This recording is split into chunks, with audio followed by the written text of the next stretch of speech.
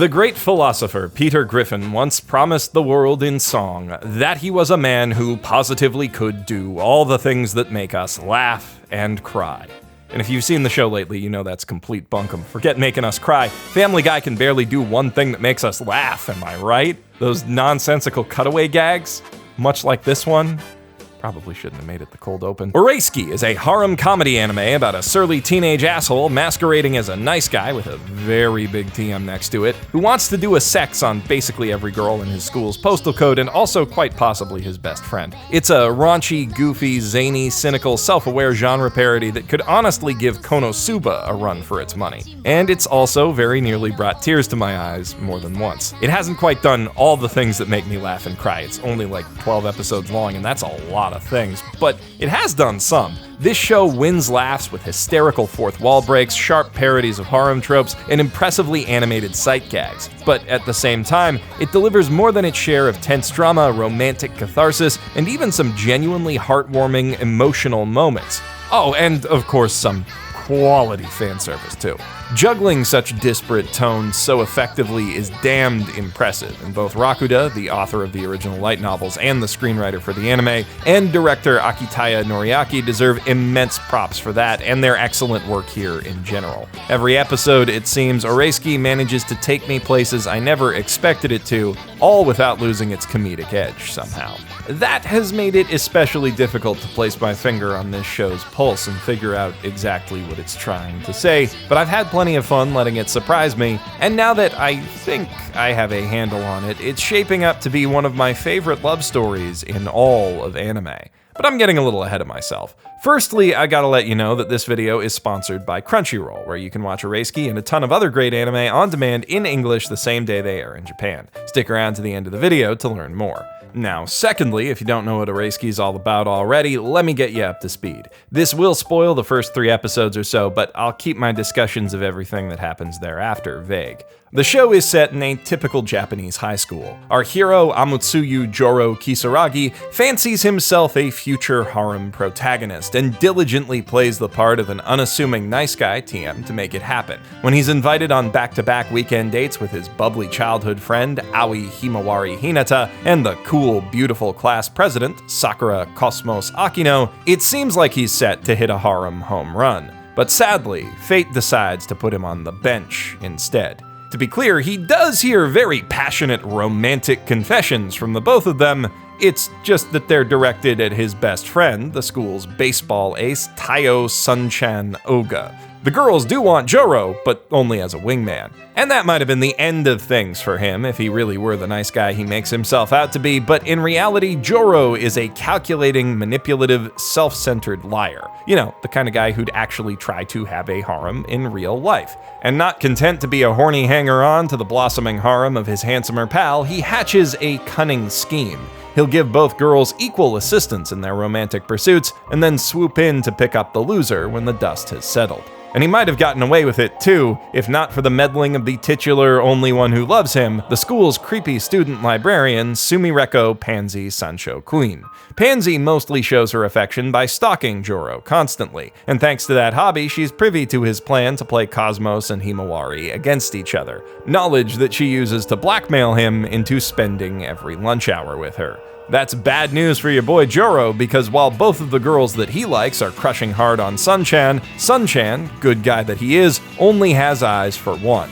And you guessed it, that one is Pansy, which really puts our hero between a rock and a hard place. Does he keep his promises to Himawari and Cosmos, or betray them both and try to convince Pansy that Sun-chan is the guy for her? The first few episodes follow Joro on an intense downward spiral as the tensions between all of his friends' conflicting desires begin pulling their relationships apart at the seams. Eventually, things come to a head when his many deceits are revealed, and Himawari, Sun-chan, and Cosmos all turn their backs on him. With a bit of prodding on Pansy's part, though, Sun-chan admits that he actually laid a trap to ruin his own friend's reputation as petty revenge for both Pansy and his middle school crush choosing Joro over him.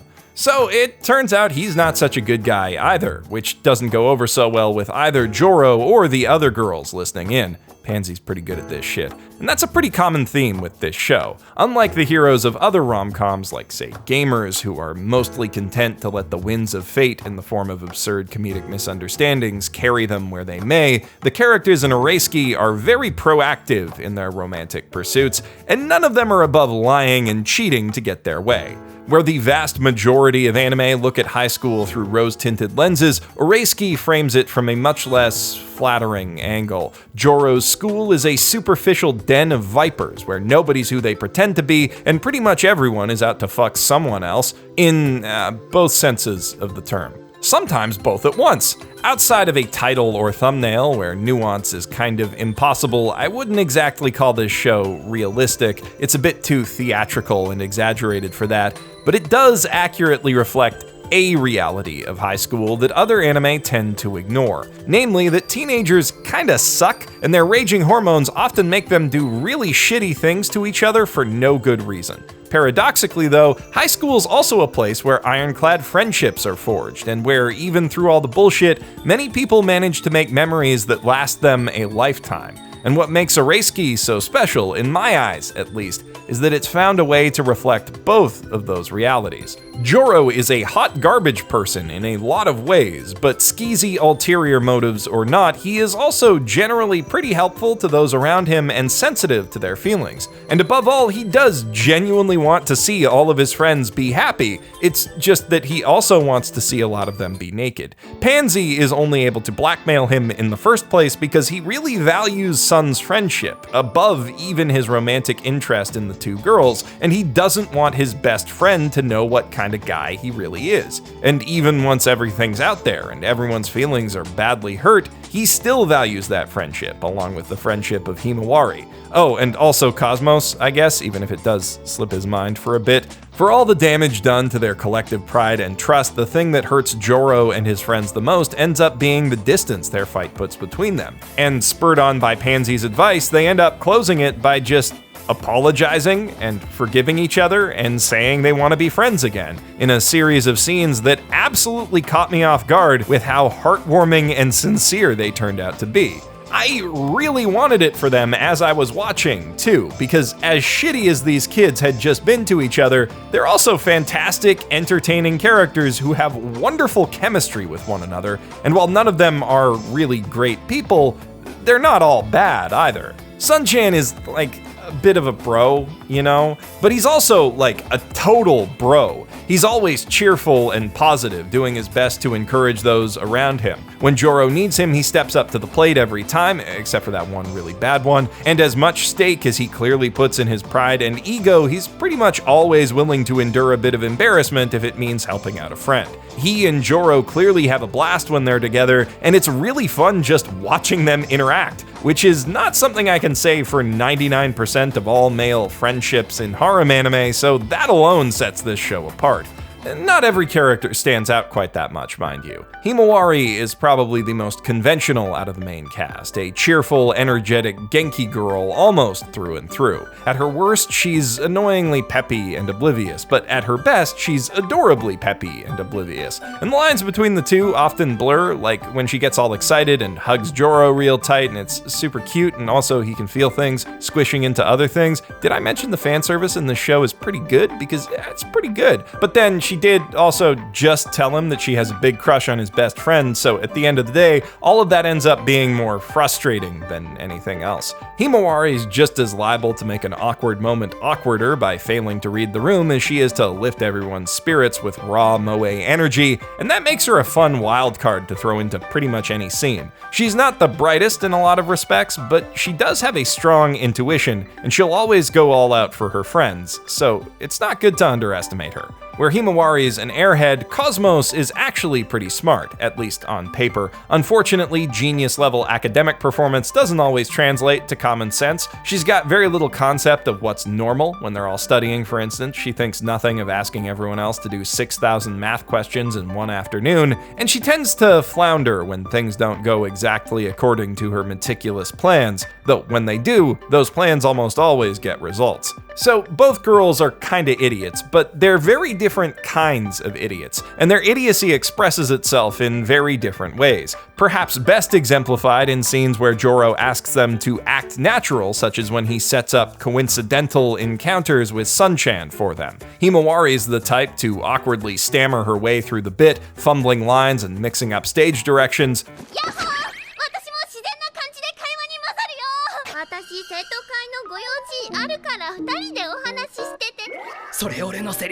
While Cosmos has a tendency to overact, like she's on stage at the local kabuki theater.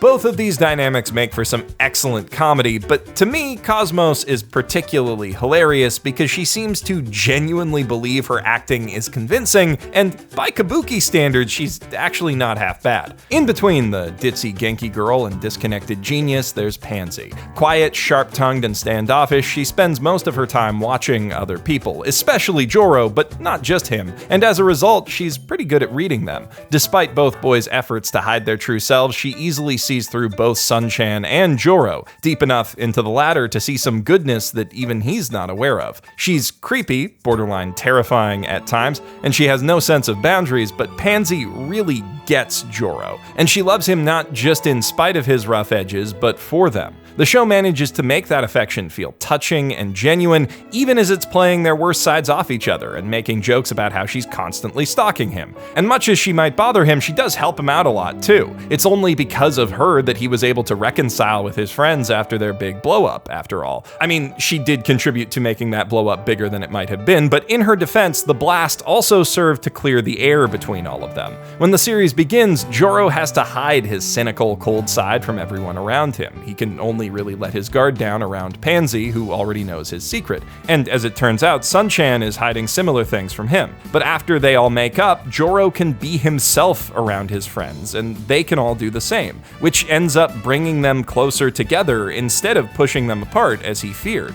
Eventually, without spoiling things, Joro helps lonely Pansy become an integral part of the group too, and they quickly come to accept her for all of her quirks. As the series goes on and these friends are thrown into even more turbulent social upheaval by other horrible teenagers, many of whom make great additions to the harem in their own right down the line, but I'll let you discover that for yourselves, Joro, Sun-chan, Cosmos, Himawari, and Pansy all help each other through it. That dynamic, I think, points to the trick behind the show's tonal juggling act. Oresuki is able to balance cynical irony and sappy emotional sincerity so effectively because its core message contains a little bit of both. Where many love stories try to find catharsis in how love makes us feel, Oresuki explores how love makes us grow, specifically by developing a sense of responsibility to our loved ones, learning to be more open and honest with them, and learning from all the stupid, awful mistakes that we make because we're in love, and just because we're human, and humans can be kind of terrible. That process can be really, really funny, but also sad, painful, and touching at times. Just like this show, and that's why I'm loving it so dang much. If this video's made you want to check out Oresuki for yourself, remember that you can do so using today's sponsor, Crunchyroll. Crunchyroll is North America's premier anime streaming service where you can watch a massive back catalog of older shows along with the latest episodes of brand new series like Oresuki, My Hero Academia, Ascendance of a Bookworm, and Assassin's Pride, just to name a few, simulcast in English and many other languages the same day they air in Japan. With apps available for just about every device you can think of, from game consoles to smart TVs, Crunchyroll is one of the most convenient ways to watch anime out there, and their fantastic queue feature makes it easy to keep track of everything you're watching. Speaking as someone whose job often leaves him juggling over a dozen different seasonal anime at once, I don't know how I'd live without it. To get started with Crunchyroll Premium and see for yourself how simple and easy watching the latest and greatest anime can be, click the link in the doobly-doo or head to crunchyroll.com/basement to sign up for a 14-day free trial today. But before you go,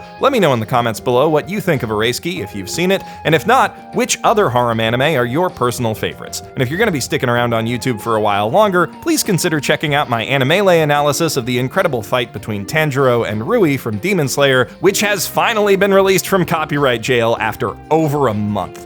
I'm Geoff Thew, professional shitbag, signing out from my mother's basement.